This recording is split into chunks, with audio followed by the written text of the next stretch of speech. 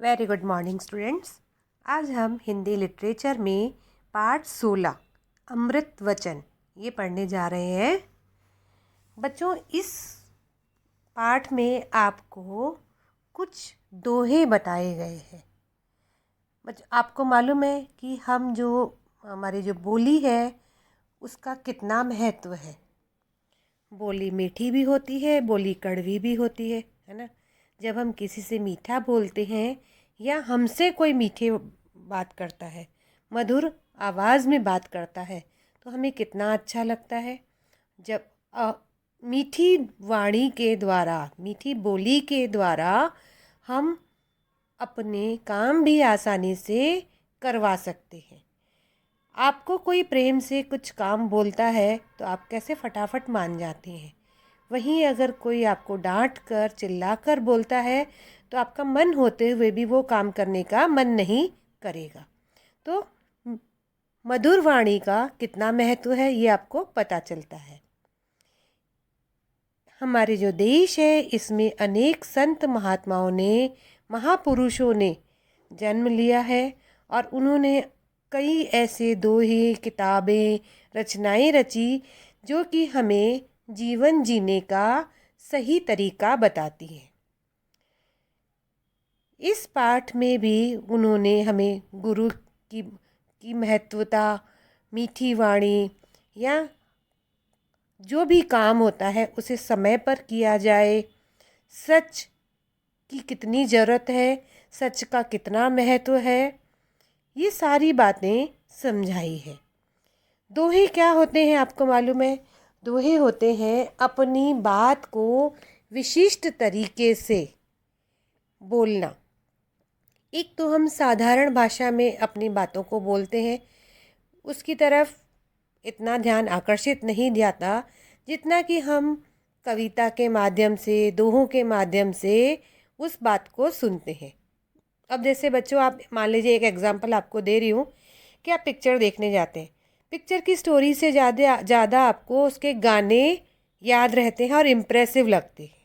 तो ऐसे ही ये दोहे हैं। देखिए, गुरु गोबिंद दोऊ खड़े, काके लागों पाए, बलिहारी गुरु आपने, गोविंद दियो बताए। ये दोहे हैं कबीरदास जी के। कबीरदास जी ने एक समाज सुधारक थे। उन्होंने इस दोहे के माध्यम से क्या कहा है कि मेरे सामने मेरे गुरु भी खड़े हैं और गोविंद यानी भगवान भी खड़े हैं, दोनों ही मेरे सामने खड़े हैं। तो मैं किसके पैर छूं? मैं अपने गुरु के ऊपर बलिहार जाता हूँ, यानी उनको प्रणाम करता हूँ जिन्होंने मुझे भगवान को पाने का रास्ता बताया। इसका मतलब समझ में आया आपको कि कबीरदास जी ने क्या कहा कि अगर मेरे सामने मेरे गुरु खड़े हो जाएं और भगवान खड़े हो जाएं तो पहले मैं किसको प्रणाम करूं? पहले मैं अपने गुरु को प्रणाम करूंगा। क्यों? क्योंकि भगवान तक जाने का रास्ता मुझे तो पता ही नहीं था, लेकिन मुझे गुरु ने ही शिक्षा दी, ज्ञान दिया, जिससे कि मैं अपने भगवान को पा सका। तो इसलिए मैं अपने गुरु को पहले प्रणाम करूंगा। दूसरा दोहा देखिए, ऐसी बानी बोलिए मन का आपा खोए, औरन को शीतल करे आपहु शीतल होए। बानी यानी बोली।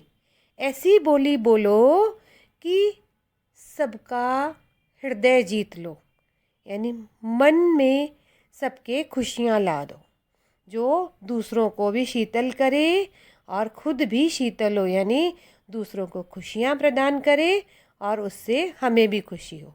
बच्चों, आप खुद भी देख लीजिए, जब आप किसी से अच्छे तरीके से सॉफ्टली बात करते हैं तो उसका रेस्पॉन्स भी आपको अच्छा मिलता है और उससे क्या होता है कि आपने सामने वाले को तो खुशी दी और आपको भी खुशी मिली।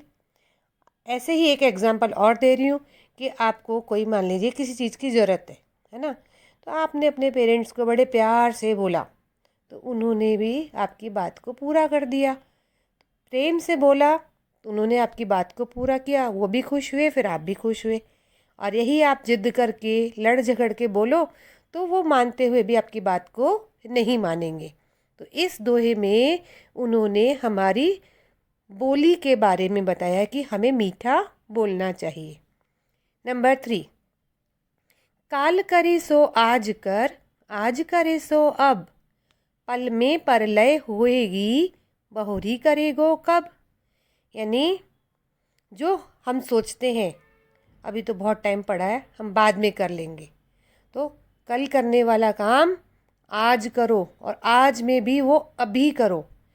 पल का पता नहीं होता कि कब क्या हो जाएगा, फिर कब करोगे तुम ये काम।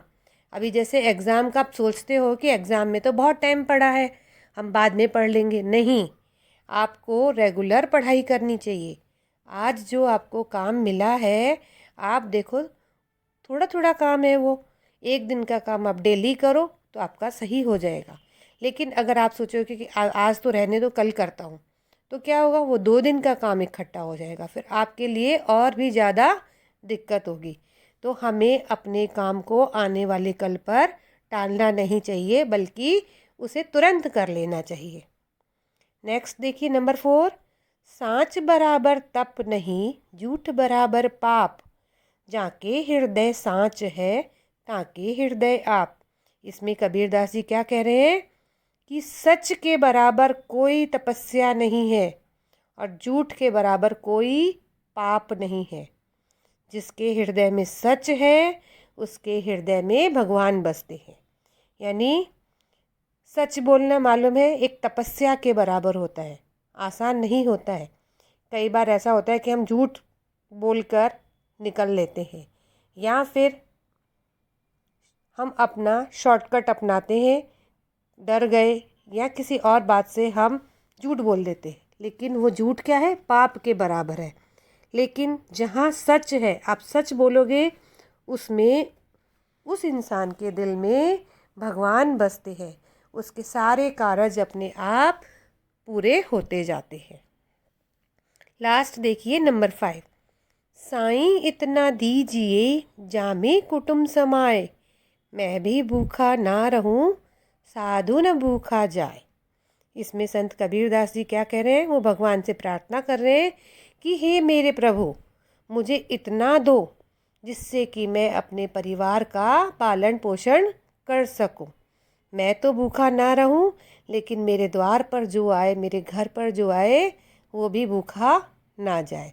यानी मेरे पास इतना धन हो कि मैं खुद भी भूखा ना रहूं और आने वालों को भी भूखा ना रखूं, और ना ही कभी किसी गलत काम की ओर बढ़ूं। तो इस पाठ में बच्चों आपने दोहों के द्वारा अच्छी अच्छी शिक्षा ग्रहण की।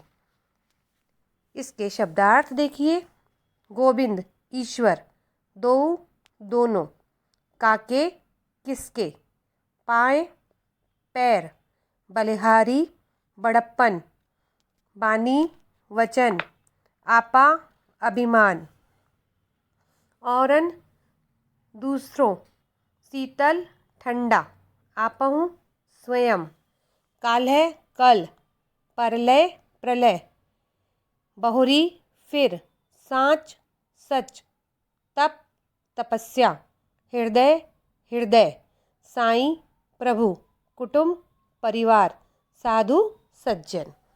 पर्यायवाची शब्द देखिए, गुरु का है शिक्षक और आचार्य, गोविंद का ईश्वर कृष्ण हरि, कुटुंब परिवार और कुल, वाणी का है बोली और वचन, विलोम शब्द गुरु का शिष्य, आज का कल, शीतल उष्ण, शीतल का मतलब होता है ठंडा, उष्ण यानी गर्म, सच झूठ, भूखा तृप्त, अपना पराया। आगे इसके प्रश्न उत्तर मैं आपको लिख के दूंगी, वो कॉपी में कर लीजिएगा। और पेज नंबर 55 पर देखिए, ग प्रश्नों के सही उत्तर पर सही का निशान लगाइए। कवि को गोविंद के बारे में किसने बताया? गुरु ने। आज का काम कब करना चाहिए? अभी। कवि के अनुसार ईश्वर कहाँ रहते हैं? सच्चे हृदय में। कबीरदास जी किन्हें भूखा नहीं जाने देना चाहते? साधु को।